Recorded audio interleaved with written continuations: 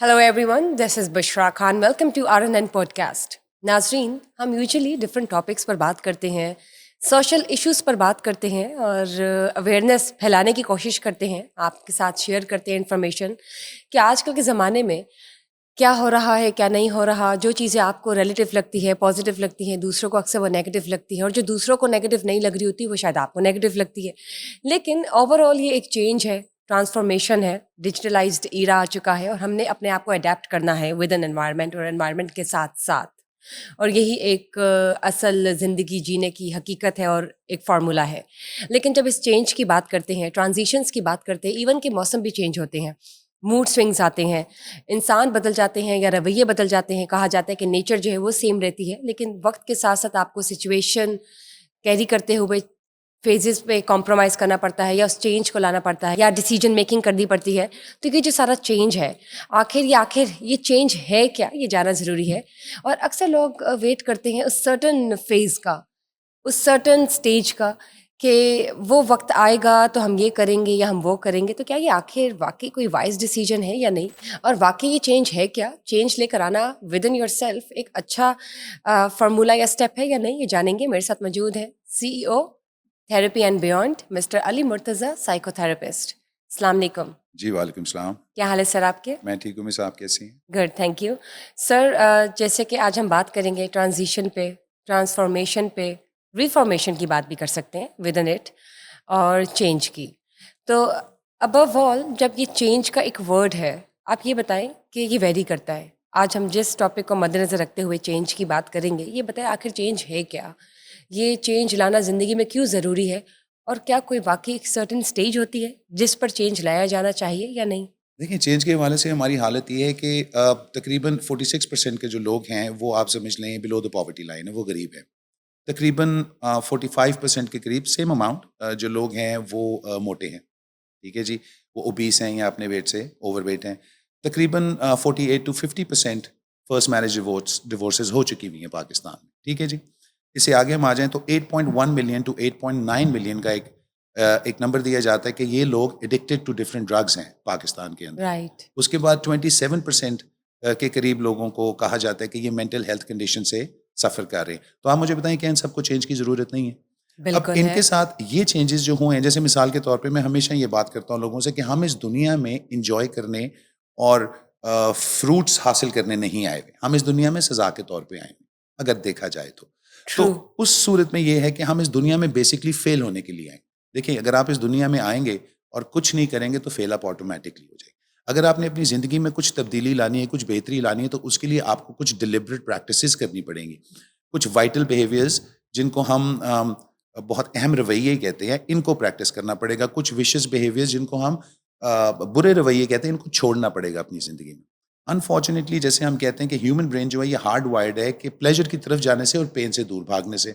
तो प्लेजर की तरफ जो भी चीज़ इसको लेके जाती है, चाहे वो अच्छी है, चाहे वो बुरी है, चाहे वो एथिकल है या नॉन एथिकल है, ब्रेन उसका डिसाइड नहीं कर पाता। ब्रेन तो ये भी डिसाइड नहीं कर पाता, ब्रेन को नहीं पता, ब्रेन डिफरेंशिएट नहीं कर पा सकता एक रियल एक्सपीरियंस और एक फेक एक्सपीरियंस को। इसीलिए हम कहते हैं कि अपनी एफर्मेशंस, एफर्मेशंस का मतलब होता है रेपिटेशंस, बार बार किसी चीज़ को कहना, इतना ज़्यादा करें कि आप एक फेक इमेज अपने दिमाग में क्रिएट करें। मैनिफेस्टेशंस जिस तरह होती हैं, मैनिफेस्टेशन, या दैट्स अच्छा गुमान कर लेना। बिल्कुल, मैनिफेस्टेशंस अपने साथ इस तरह से करें, एफर्मेशन इस तरह से करें कि आपका दिमाग उसको मानने लग जाए। And believing is half way. अगर आप सिर्फ बिलीव कर सकते ट्रू। हैं, you can achieve it. So coming back to the point, जब हम बात करते हैं कि इस दुनिया में सब चेंज होना चाहते हैं, एक भी इंसान ऐसा नहीं है जो चेंज नहीं होना चाहता, बट अनफॉर्चुनेटली वो चेंज हो नहीं पाते। बहुत कम परसेंटेज इस दुनिया में लोगों की आप देख लें, ये अगर आप अमीर अमीर लोग भी देख लें, बिलियनर्स इस दुनिया में कितने हैं? 25 से 50 हैं बिलियनर्स, बिलियनर्स ट्रिलियनर्स की जब हम बात करते हैं, मिलियनर्स तकरीबन को 25-26 हज़ार के करीब है। तो वो जो चंद लोग हैं जो इस दुनिया को चला रहे हैं, वो ऐसे क्यों हैं? क्योंकि उन्होंने अपनी ज़िंदगी में एक डिलिबरेट चेंज लेके आए हुए हैं, पॉजिटिव चेंज लेके आए हुए हैं, उन्होंने अपनी ज़िंदगी में गोल्स बनाए हैं। वो कहते हैं कि अगर आप अपनी ज़िंदगी में गोल नहीं बनाते, if you are not growing, you are dying. So every single day आप चेंज तो हो रहे हैं, लेकिन अगर आप अपनी सेहत का ख्याल नहीं रखते, अपनी न्यूट्रिशन का अपनी एज के हिसाब से ख्याल नहीं रखते, तो आप पीछे रह तो जाएंगे। आप पीछे रह जाएंगे। आप देखें कि एक वक्त आता है जब 40s में इंसान कदम रखता है, मेल्स या फीमेल्स, तो वो देखते हैं कि उनमें बड़े रैंडम चेंजेस आ चुके होते हैं, लेकिन कुछ लोग उनमें से अभी तक 20 साल के लग रहे होते हैं और कुछ उनमें से ऐसे होते हैं जो 60 साल के लग रहे होते हैं। तो फ़र्क क्या होता है? फ़र्क टाइम का नहीं होता, फ़र्क सिर्फ उन चीज़ों का होता है जो उन्होंने अपनी ज़िंदगी में चेंज की होती है। राइट। तो ये जो चेंज है, ये अगर आप डिलिबरेटली नहीं लेके आएंगे तो एक नेचुरली वक्त तौर जो पे है वो फिर आप पर वक्त जालिम हो सकता है। वक्त आप पे जालिम होगा, क्योंकि वक्त ठीक। का काम ही जालिम होना है। बिकॉज वक्त नहीं रुकता और वक्त आपने नहीं उसके रुकता, साथ साथ भागना है और कॉप अप करना है। आपने उसके साथ कोप अप करना है। सो ठीक है। चेंज के बारे में जब हम इन स्टैट्स के ऊपर जब हम बात करते हैं तो फिर हम आते हैं कि ये चेंज जो है ये आता किस तरह से है। तो ये जानना जरूरी सबसे है। पहली जो कैसे? चीज़ है सबसे पहली जो चीज़ है, हमें ये सोचना पड़ेगा कि आज हम कुछ वाइटल बिहेवियर्स के बारे में बात करेंगे। 5-6 वाइटल बिहेवियर्स हैं। जी अगर आप अपनी बताइए। ज़िंदगी में इनको और इनकॉर्पोरेट कर लेंगे तो आपकी ज़िंदगी बड़ी अच्छी होगी, यानी बहुत कि अच्छी होगी। आप सब कह रहे हैं कि जो 5 to 6 वाइटल बिहेवियर्स हैं सिर्फ इन पर इन्हसार करता है, अगर ये आप अपनी ज़िंदगी में शामिल कर ले तो चेंज ऑटोमेटिकली आपका हिस्सा बन जाएगा। Absolutely, absolutely. बताइए कौन इसको से? हम कहते हैं मेकिंग चेंज इनएविटेबल। आप एक चेंज को यकीनी किस तरह बना सकते हैं, वो इसी तरह बना सकते हैं। सबसे पहली चीज़ जो हमें ज़रूरत होती है चेंज करने की, वो है नज़रियाती तब्दीली, जिसको हम पैराडाइम शिफ्ट कहते हैं। Now what is a paradigm? Paradigm is a set of mega beliefs, जिससे हम सारे हम सारे ऑपरेट करते हैं। पैराडाइम क्या होता है कि अगर हम मुस्लिम घराने से हमारा ताल्लुक है, तो हमारी हर चीज़ में वो मुस्लिमपन दिखेगा, झलकेगा, हर बात में, हर एक्शन में, हर चीज़ में, चाहे हम जितने भी मॉडर्न हो जाएं। अगर हम किसी और मज़हब से ताल्लुक़ रखते हैं तो हमारे में वो मज़हब झलकेगा। तो ये ट्रू। हमारी पैराडाइम होती है। तो हम जब भी कोई काम करते हैं, हमारी मुसलमानों की एक पैराडाइम क्या है कि अल्लाह के नाम पे बहुत दो। अगर आपसे अल्लाह के नाम पे कोई मांग लेता है तो आप कहते हैं इनको दे दे। ये आपकी एक पैराडाइम है। वैसे शायद कोई मांगे तो इंसान ना दे। बट ये जो चेंज का जो फैक्टर है ना, इसमें पैराडाइम का बहुत ज़्यादा इंपॉर्टेंट रोल होता है, बिकॉज वहाँ से हम ऑपरेट कर रहे होते हैं। अगर हम आगे आगे अपनी फिजिकलिटी, जिसको फिजिक्स कहते हैं, सिर्फ इनको चेंज कर लें और पैराडाइम को चेंज ना करें तो वो बड़ा मसला पड़ेगा। पैराडाइम को चेंज करने का तरीका क्या होता है कि आप अपनी सोचों को बदलते हैं। जब आप अपनी सोचों को बदलते हैं, सोच को बदलने का तरीका ये होता है अपने क्यू और अपने रिवॉर्ड्स को आपने थोड़ा सा जगल करना होता है और आप अपनी सोच बदल लेते हैं। बार बार जिस चीज़ की प्रैक्टिस करेंगे, वो कहते हैं ना, fake it till you make it.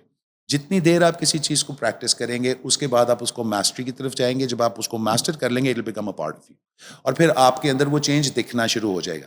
इसीलिए ये वो लोग होते हैं ना जो फिटनेस के लिए भी अगर कभी जिम आए या एडिक्शन छोड़ने जब मेरे पास लोग आते हैं ट्रीटमेंट सेंटर में, तो मुझे कहते हैं कि सर क्या हम बदल जाएंगे? तो मैं कहता हूँ इसका जवाब आपने मुझे देना है, तरीका हमने आपको बताना है।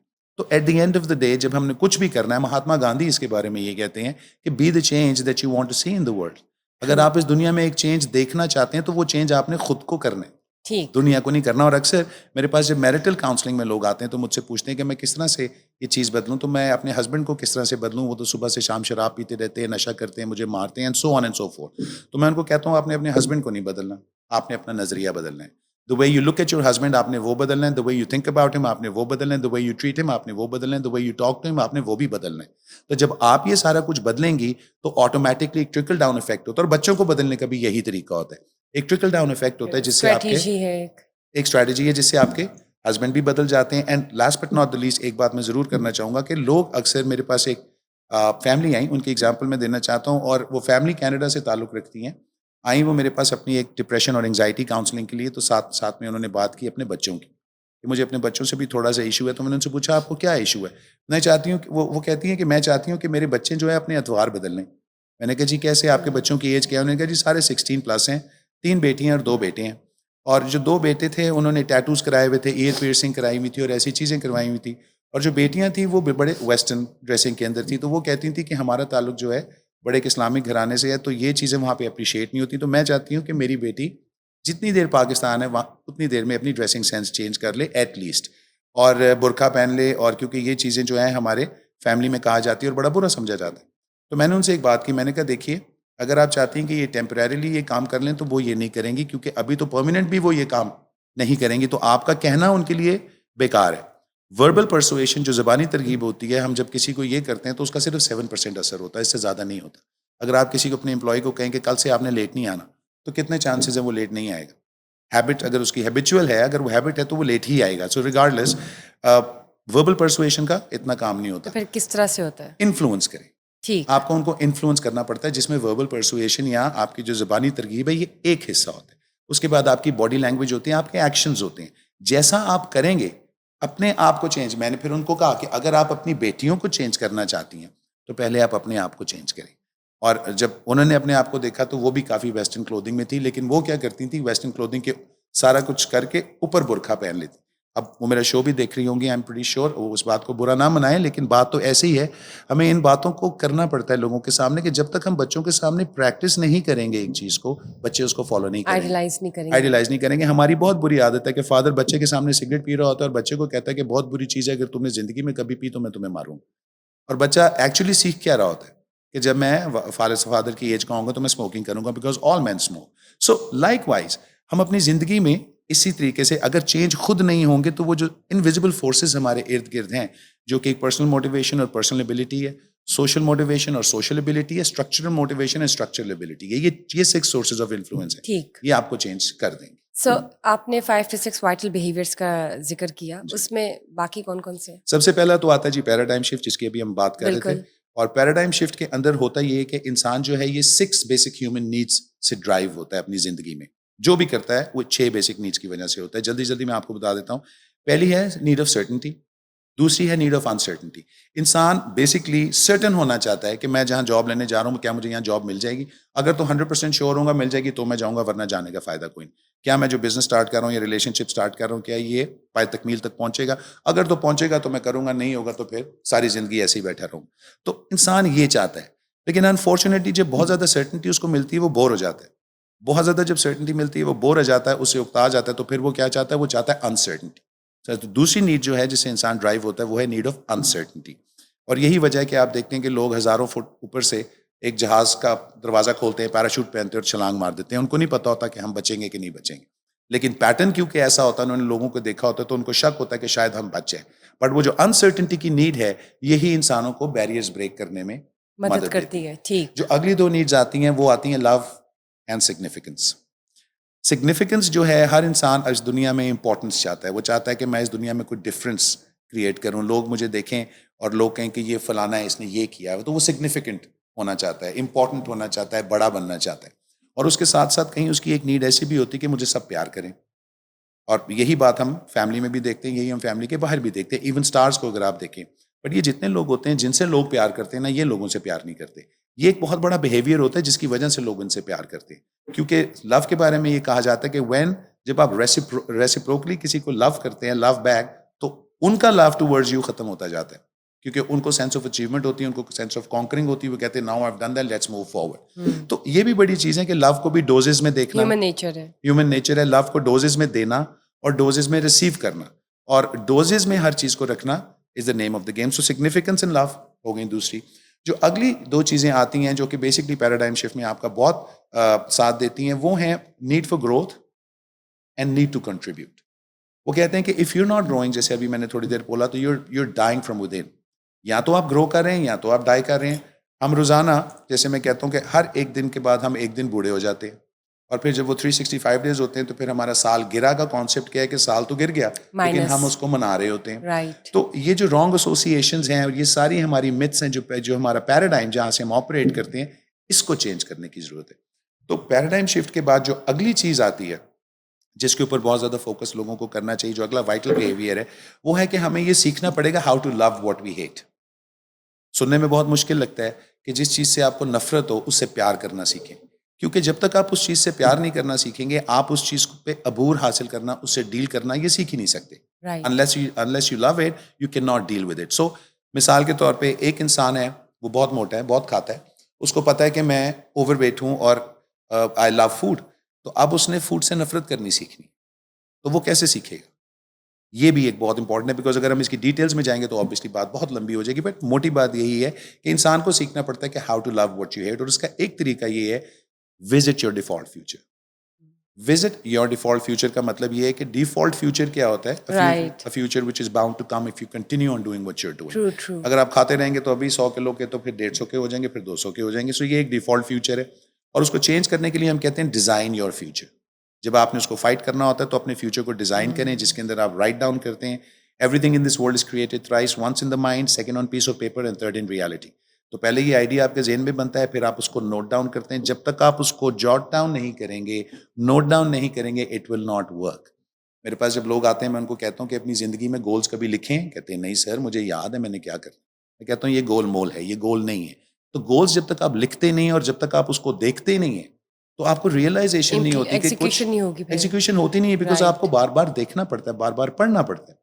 सो अगली चीज जिसकी हम बात करते हैं वो है कि love what you hate phenomena. ये हमें सीखना चाहिए. और इसके बाद जो वाइटल बिहेवियर हमें अगला, which is basically the fourth vital behaviour, वो है कि आपको वो करना सीखना पड़ेगा जो आपको पहले नहीं आता.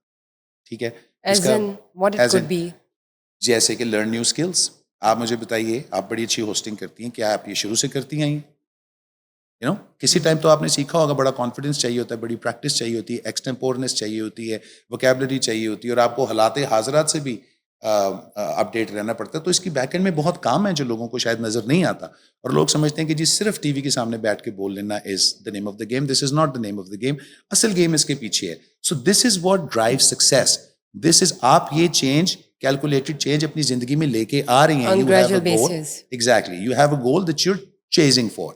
अगर आपकी जिंदगी में गोल नहीं होगा तो क्या होगा? आपकी जिंदगी में ड्रग्स आएंगी, आपकी जिंदगी में, और वो ऑटोमेटिकली आ जाएंगी. आपको लाने की जरूरत नहीं होगी. लोग खुद लेके आएंगे, प्लेट में लाएंगे और पेश करेंगे आपको. आपकी जिंदगी में डिप्रेशन आ जाएगी, आपकी जिंदगी में गुस्सा आ जाएगा, फ्रस्ट्रेशन आ जाएगी, और जिंदगी खत्म हो जाएगी. So you are the product of your mind. जब हमने किसी भी चीज को चेंज करना होता है ना फिजिकली, तो हमें अपने माइंड को पहले चेंज करना है. It's gonna start from there. जब माइंड को चेंज करेंगे वो फिजिकलिटी में शो होगा, and then we will make a difference because of the behaviours that will start practising, True. Which we were not practising before at one point in time. बिल्कुल दुरुस्त. इन चीजों के बारे में समझने के लिए ये जो कुछ स्टेप्स मैंने आपको बताए हैं, जो कि 4 स्टेप्स हैं, इनके बाद जो 2 आते हैं ना, ये सबसे इंपॉर्टेंट है. अच्छा, जरूरी नहीं कि आप ये 6 की 6 चीजें प्रैक्टिस करेंगे तो आप सक्सेसफुल होंगे. इनमें से कोई 2 या 3 भी कर लेंगे तो भी आप कामयाब हो जाएंगे. अगर आप एक भी मास्टर करके उसको भी प्रैक्टिस कर लेते हैं, आप फिर भी कामयाब हो जाएंगे. Effort is name. लेकिन अगर आप कॉम्बिनेशंस इनका यूज करेंगे तो वो कहते हैं things work best in combinations. अकेले अकेले तो सबका जो असर होता ही होता है. इवन मेडिसिन के अंदर भी आप देखें, जब हम कॉम्बिनेशंस देते हैं मेडिसिन की, तो बहुत खूबसूरती से लोगों के वो विड्रॉल्स मैनेज हो जाते हैं जिसके डर से वो लोग नशा कर रहे होते हैं, जिसको हम कहते हैं कि जी तरोड़ के हैं. और लोग बड़ा डरते हैं इन चीज़ों से कि हमें विड्रॉल ना हो, क्योंकि विड्रॉल पेन है. तो वो जब ड्रग लेते हैं तो अवे फ्रॉम पेन. तो ये एक चेंज उन्होंने ऑन एन अनकॉन्शियस लेवल उनकी जिंदगी में आया हुआ है, उनको नहीं पता.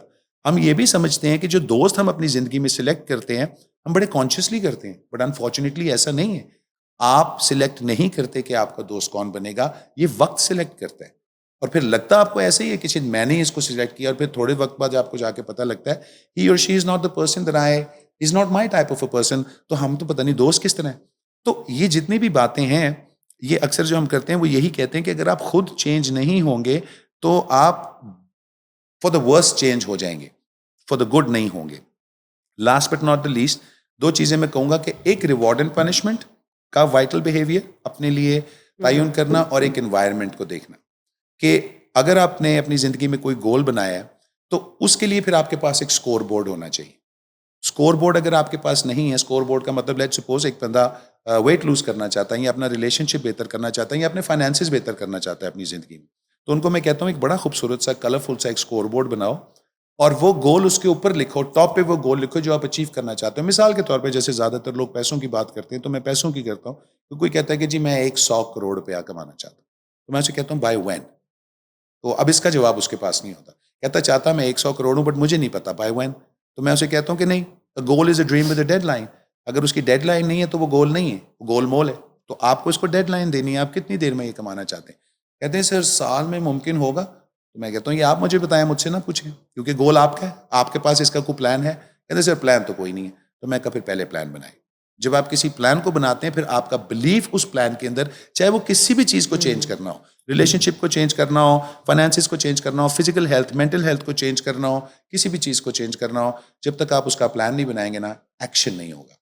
ठीक है. और आखिरी बात इस पर यह करना चाहता हूँ कि मोटिवेशन के बारे में लोग ज़्यादातर बात करते हैं, और तकिया भी बड़ा मोटिवेशन पे करते हैं कि जी विल पावर, इसमें विल पावर थी तो ये कर गया, इसमें विल पावर नहीं थी तो ये नहीं. तो विल पावर के बारे में भी जान ले कि will power is a trap.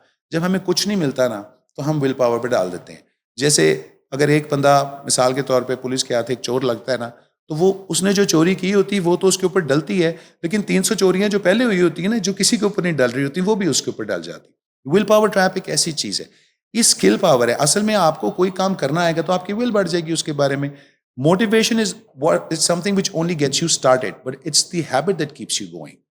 Motivation आपको स्टार्ट करती है, हैबिट आपको आगे लेके चलती है। सो हैबिट पे काम करना, और ये जो 6 वाइटल बिहेवियर्स हैं जो मैंने आपको बताए हैं, इनके ऊपर अगर आप काम करें, इनमें से कोई 2-3 को भी अगर आप मास्टर कर लें और उनको अपनी ज़िंदगी में प्रैक्टिस कर लें गोल बना के, तो ऐसा हो ही नहीं सकता आप ना बदलें। ट्रू। तो ये बताएं, अक्सर लोग ये कहते हैं कि हम एक सर्टन टाइम का वेट कर रहे हैं, फिर हम उस डेडलाइन से आगे निकल जाएंगे, तो हम स्टार्ट करेंगे ये करना, वो चेंज ले आएंगे, या वो खरीद लेंगे, या ये कर सकेंगे, या उस चीज़ को अपनी ज़िंदगी में शामिल कर लेंगे। तो क्या ये कोई वाइज डिसीजन मेकिंग है? बिकॉज अगर आप एशियन सोसाइटी में देखें, या हो सकता है कि दुनिया में ह्यूमन नेचर और तो एक आपको पता है कि सब सेम है, सिमिलर है, और जो ह्यूमन नेचर है डैट इज़ बीइंग कंसीडर्ड कहावतों में कि is just like an animal nature. तो वो आप ये बताएं कि अगर कोई ये कहता है कि मैं सर्टन 6 महीने बाद या साल बाद ये कर लूँगा, या तब तक वेट करता हूँ फिर छोड़ दूँगा, ये do you think it's a wise decision and people do that, but what would you से? देखिए जी, मैं आपको ये कहूँगा कि अगर हम उन लोगों की बात करते हैं जो ये ऐसा करते हैं, तो let's look at there patterns for a bit. Let's see कि उन्होंने ज़िंदगी में कितनी कामयाबियाँ हासिल की हुई हैं। उसके बाद ये बात करें तो आप देखेंगे कि उन्होंने ज़िंदगी में सिर्फ प्रोक्रेस्टिनेशन की है। इसको हम प्रोक्रेस्टिनेशन कहते हैं। जब हम कहते हैं ना कि जब मेरे पास पैसा आएगा तो मैं बड़ा खुश हो जाऊँगा, फिर मैं एक बिज़नेस स्टार्ट करूँगा और ये राइट। करूँगा। जब मेरी शादी हो जाएगी तो फिर जो है मैं ये फलाना काम करूँगा, फिर मेरी ज़िंदगी ईज़ी हो जाएगी। जब बच्चे हो जाएंगे तो फलाना, फलाना, फलाना and so on and so fourth. हज़ारों ख्वाहिशें ऐसी कि हर ख्वाहिश पे दम निकले। ये जो बातें हैं ना जी कि प्रोक्रेस्टिनेट कर देना, मैं आपको बताऊँ जब आप ये बात करती हैं ना तो मुझे एक मेरा बचपन का दोस्त याद आता है, और मैं रोक नहीं पा रहा अपने आप को उसके बारे में बात करने से, क्योंकि ये मेरा उसके साथ डेली का पिछले कोई 10 एक सालों से ये मेरा उसके साथ डेली का मसला है। और मैं उसे कहता हूँ कि यार तुम्हें, मैं नाम तो उसका नहीं लूँगा, लेकिन मैं उसे कहता हूँ कि तुम्हें देख के ना मुझे ऐसा लगता है कि मैं फ़ेल हूँ अपनी ज़िंदगी में। मैं अपनी ज़िंदगी में फ़ेल हूँ, मैं तुम्हें बदल नहीं सका, 10 साल हो गए हैं अभी तक तुम बदले नहीं हो। तो कहता है नहीं, काफ़ी चीज़ें बदलती हैं। जैसे फॉर एग्ज़ाम्पल अपनी पढ़ाई छोड़ के बैठ गया था, अच्छे खाते-पीते घर का लड़का है, पैसे का कभी प्रॉब्लम नहीं रहा, गाड़ियों का प्रॉब्लम नहीं रहा, घरों का प्रॉब्लम नहीं रहा, हर चीज़ वाफ़िर मिकदार में थी। तो उसकी सोच ऐसे बन गई कि कम कमी कर देनी। या सोच उसकी ऐसे बन गई कि खोते पे किताबें लदने से खोता पढ़ा लिखा नहीं हो जाता। तो मैंने उसको कहा लेकिन वो रहता खोता ही है। सो पॉइंट ये है, हमें समझने की ये ज़रूरत है कि जो प्रोक्रेस्टिनेशन है ना, अब उसके साथ हुआ क्या कि एजुकेशन उसने राइट टाइम पे हासिल नहीं की, ज़िंदगी में मौज मस्ती करता रहा और उसकी ज़िंदगी बदल गई फॉर द वर्स। फिर अनफॉर्चुनेटली वो एक ऐसे रिलेशनशिप में भी पड़ गया जिसमें उसको नहीं पढ़ना चाहिए था एट वेरी यंग एज, और बहुत बड़ा उसका गलत डिसीजन था जिसकी वजह से घर वालों ने भी उसको कहा कि ओके जी नाउ यू कैन गो। तो फिर कुछ अरसा बाहर गुजार के वापस घर आया, तो अपनी ज़िंदगी, उसकी ज़िंदगी has been a heaven since the time वो 17, 18, 19 साल से लेके अभी ही इज टचिंग 40 एंड शायद इससे ज़्यादा भी हो, लेकिन उसकी ज़िंदगी has been a total havoc, और वो अपनी ज़िंदगी में सिर्फ 3 बिहेवियर्स चेंज नहीं कर पाए। और उनमें से सबसे पहला बिहेवियर है जो मैं उसको हमेशा कहता हूँ कि get up early in the morning at least 8 o'clock। कहता है मैं उठ के क्या करूँ? मैं उसे कहता हूँ तुम उठो तो सही, यू विल फाइंड अ वे। वो कहता है मैं उठ के क्या करूँ? पहले मुझे पता, जैसे अभी हम सर्टेनिटी की बात कर रहे थे, पहले तो मुझे बताओ मैं 8 बजे उठ के क्या करूँ, मैंने कहाँ जाना है, मैंने किसको मिलना है, फिर मैं उठ जाऊँगा। मैं उसे कहता हूँ नहीं, ऐसा नहीं होता। चिड़िया जब घर से निकलती है सुबह सुबह 4-5 बजे, उसको नहीं पता होता कि मेरा दाना किधर है। जब वो फ्लाइट लेती है, वो देखती है तो उसको मिल जाता है। ये है माइंड सेट। इसको हम कहते हैं the elephant mentality. Elephant mentality क्या होती है कि जब छाती छोटा होता है, पतली सी चेन से रस्सी से बांधते हैं, उसको तोड़ नहीं पाता, तो वो जब बड़ा हो जाता है ना, तो चेन उतनी ही पतली होती है जिसको शायद वो एक झटके से तोड़ दे। लेकिन उसका माइंड सेट, इसको हम कहते हैं लर्नड हेल्पलेसनेस, उसका माइंड सेट ऐसा बन चुका होता है, उसको लगता है कि मैं कुछ नहीं कर पाऊंगा, इट्स यूजलेस। मैं बचपन में भी कोशिश करता था, नहीं टूटी अब कहाँ टूटेगी। सो उसको नहीं पता होता कि मैं साइज में इतना बड़ा हो गया हूँ। तो अनफॉर्चुनेटली इस पे बड़ा जोर मैंने लगाया। 4 साल के जोर के बाद मैंने इसको बैचलर्स तक तो एजुकेशन हासिल करवा दी। मैंने कहा कि यार तुम ये काम तो करो, जिसके लिए इसके माँ बाप भी बड़े खुश थे। उन्होंने कहा कि चलो कुछ तो आया। इज़ नॉट मैरिड, और शादी होती भी नहीं, क्योंकि ऑब्वियसली अगले लोग भी देखते हैं कि भाई आपके पास पैसे के अलावा क्या है, who are you, what do you do, what is आपकी सिग्निफिकेंस क्या है इस दुनिया में। तो जब सिर्फ पैसा आपके पास हो तो समझ लें पैसा इज द जड़ ऑफ ऑल इविल, फिर हर बुरी चीज आ जाती है। तो मैंने उनको भी ट्रीट किया है जो सड़क छाप लोग हैं और वो addicted to heroin and methamphetamine है, और मैंने बिलियनर्स और मिलियनर्स को भी ट्रीट किया है जो बड़े बिजनेस ओनर्स हैं addicted to heroin and meth and crystal and ice ठीक। इन चीज़ों के ऊपर। ड्रग्स को अगर आप साइड पे कर दें तो इनके मेजर प्रॉब्लम्स क्या थे? जिस तरह आपने अपने फ्रेंड के हवाले से बताया कि वो सुबह वक्त पे नहीं उठता था, तो यानी कि पूरी रात उठता होगा, राइट? तो फिर ऐसे लोगों की ज़िंदगियाँ कैसी होती है जो लोग पूरी पूरी रात जागते हैं और दिन में सोते हैं?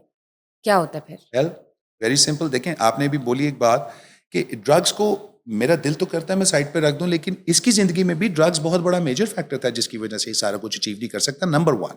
अच्छा, उसके बाद इसने ड्रग्स को बड़ा मिनिमलिस्टिक भी कर दिया, लेकिन यूज़ नहीं छोड़ा, लेकिन बड़ा मिनिमलिस्टिक भी कर दिया और अपनी ज़िंदगी में नमाज रोज़ा भी ले आया, सब कुछ ले आया, लेकिन वो वाइटल बिहेवियर्स प्रैक्टिस करने नहीं शुरू किए। Get up early in the morning. सुनने में तो ये बड़ी छोटी सी बात लगती है, लेकिन जो बंदा सुबह उठ नहीं सकता वो ज़िंदगी में कुछ नहीं कर सकता। मैं आपको सीधी सी बात बता दूं, जिनको लगता है ना कि मैं 2 बजे दफ्तर जाता हूँ, 3 बजे दफ्तर जाता हूँ और वो ठीक है, वो ठीक नहीं है, वो इवेंचुअली आपको नजर आ जाएगा। सो हैविंग सेड दैट, ये जो 3-4 बिहेवियर, ये जो हम अपने दिमाग की कैद से अपने आप को छुड़वा नहीं पाते, सिर्फ हमें मोटिवेशन चाह रहे होते हैं, हम ये चाह रहे होते हैं कि हमें कुछ मिल जाए।